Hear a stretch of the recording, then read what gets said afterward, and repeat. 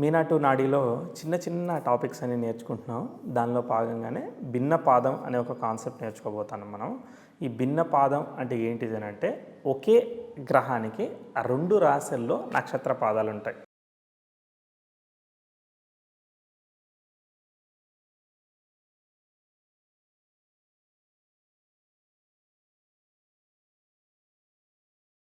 తొమ్మిది గ్రహాల్లో 3 గ్రహాలకి 2 రాసుల్లో వాళ్ళకి పాదాలు ఉన్నాయన్నమాట. ఇప్పుడు మేషంలో ఏమొస్తాయి?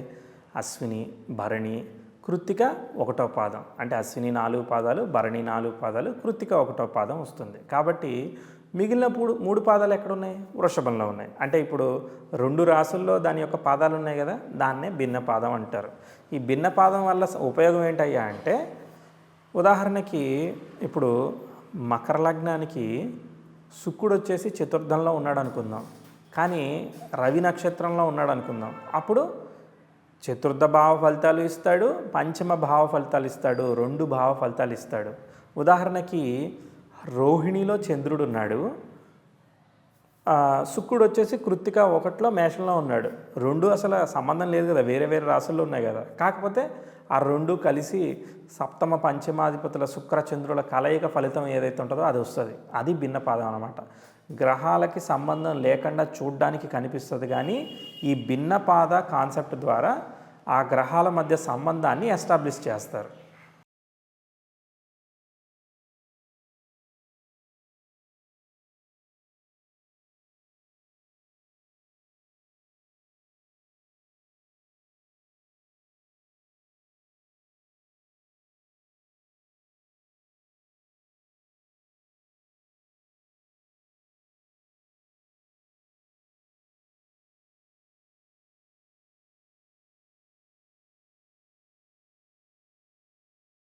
ఓ రాశి చక్రంలో అన్నిటినీ అరేంజ్ చేశాను.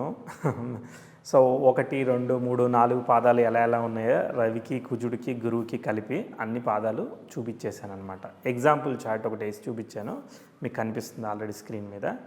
సో ఈ విధంగా రవి, అలానే కుజుడు, అలానే గురువు నక్షత్రాలు ఉన్నాయి. ఈ నక్షత్రంలో ఏ గ్రహమైనా ఉండని, అవి 2 రాసుల్లో ఉన్న ఫలితాన్ని ఇస్తుంది. ఇదే మనకి ఇక్కడ అర్థం చేసుకోవాల్సిన కాన్సెప్ట్. అది 2 రాసుల్లో ఫలితం ఎలా ఇస్తుంది అనేది ఒక చిన్న ఎగ్జాంపుల్ చార్ట్ చెప్తాను. దీని వరకే, అంటే ఫలితాన్ని జడ్జ్ చేయడం కాదు, అది మంచా చెడు అనే తర్వాత సంగతి. వాటి మధ్య గ్రహపరమైన సంబంధం ఉంది అని మనం అర్థం చేసుకోవడానికి ఒక చిన్న ఎగ్జాంపుల్ చార్ట్ చెప్పి, ఇంతకుముందు లాగానే ఒక ఎగ్జాంపుల్ చార్ట్ చెప్పి కంక్లూడ్ చేసుకుందాం టాపిక్.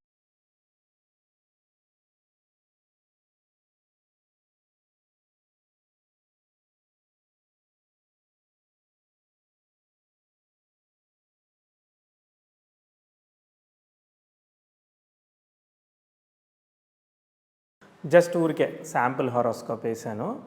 వృశ్చిక లగ్నం తీసుకున్నాను, కుజుడిని లగ్నం మీద పెట్టాను.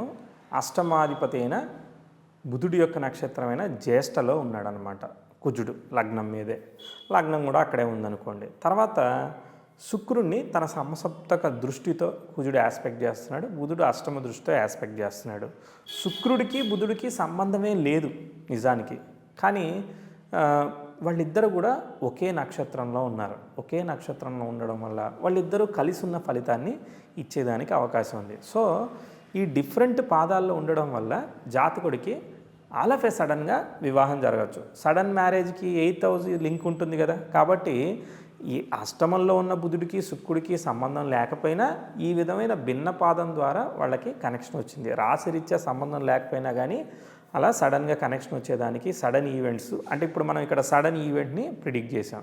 అదేవిధంగా ఉదాహరణకి ఏ పంచమాధిపతి అయిన గురువు వెళ్ళి అదే మృగశిరలోనే ఉన్నాడు అనుకుందాం, అప్పుడు ఏమవుతుంది? విద్యరీత్యా సడన్గా పంచమ వ్యయాధిపతుల సంబంధం, ఫారెన్ ట్రావెల్ ఇవ్వచ్చుగా. అలా గురువుకి శుక్రుడికి సంబంధం లేకపోయినా గురువులో శుక్రుడో ఏదో ఒకటి అన్ఎక్స్పెక్టెడ్గా వాడు చదువు కోసం దూరంగా వెళ్ళిపోవడము అట్లా కూడా జరిగేదానికి అవకాశం ఉంటుంది. సో ఇక్కడ ఒక 2 గ్రహాల మధ్య కనెక్షన్ని ఈ భిన్న పాదం అనే కాన్సెప్ట్ ఎస్టాబ్లిష్ చేస్తుంది. ఆ భిన్న పాదం 2 ఫలితాలు ఇస్తాయి. అలానే ఇప్పుడు కుజుడిలో బుధుడు జరుగుతున్నాడు, అసలు లగ్న అష్టమాధిపతులుగా వివాహం ఇచ్చేసారు, అలా శుక్రుడు లేకుండా ఎలా ఇస్తారా అంటే ఆయన ఇస్తాడు, శుక్రుడితో కలిసి ఉన్నాడు కాబట్టి ఇస్తాడు. ఆ విధమైన కనెక్షన్ని ఎస్టాబ్లిష్ చేయడానికి సప్తమంలోనే శుక్రబుధులు ఉన్నట్టు పనిచేస్తుంది. అప్పుడు ఏమవుతుంది, సప్తమంలో ఉన్న గ్రహం వివాహం ఇవ్వాలి కదా, సో కాబట్టి అట్లా వివాహం ఇచ్చేదానికి కారణమవుతుంది. అట్లనే అష్టమంలో శుక్రుడు, ఇదే శుక్రుడు సప్తమంలో ఉన్నాయని అష్టమంలో ఉన్నట్టు యాక్ట్ చేస్తాడు. సో సప్తమ అష్టమాధిపతులు కలయిక మిథునంలో కూడా కలిసినట్టు పనిచేస్తుంది, 2 రకాలుగా పనిచేస్తాయి. సో అప్పుడు ఏమవుతుంది, ఏదైనా sudden trouble for the wife health ఏదన్నా వచ్చిందనుకో, అదిగో సప్తమ అష్టమాధిపతుల సంబంధం అష్టమంలో పనిచేస్తూ ఉంది అందుకని ఇచ్చింది అని చెప్పి కోరిలేట్ చేయడానికి ఆస్ట్రాలజర్సు ఇది ఒక మార్గాన్ని, అవకాశాన్ని, మనకి ఒక ఫ్లో క్రియేట్ చేస్తూ ఉంటుంది.